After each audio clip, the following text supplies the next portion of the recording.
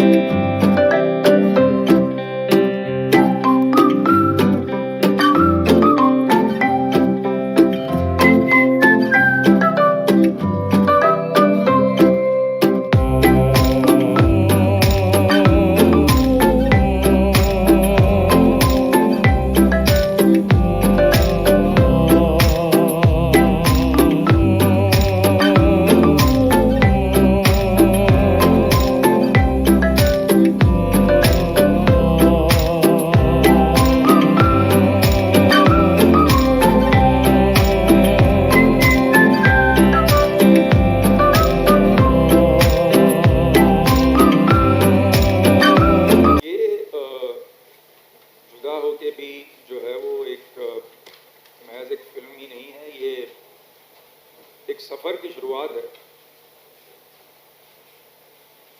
दरअसल एक्चुअली ये दो सफ़र की शुरुआत है। एक सफ़र है मेरे और मेरे बॉस का, मेरे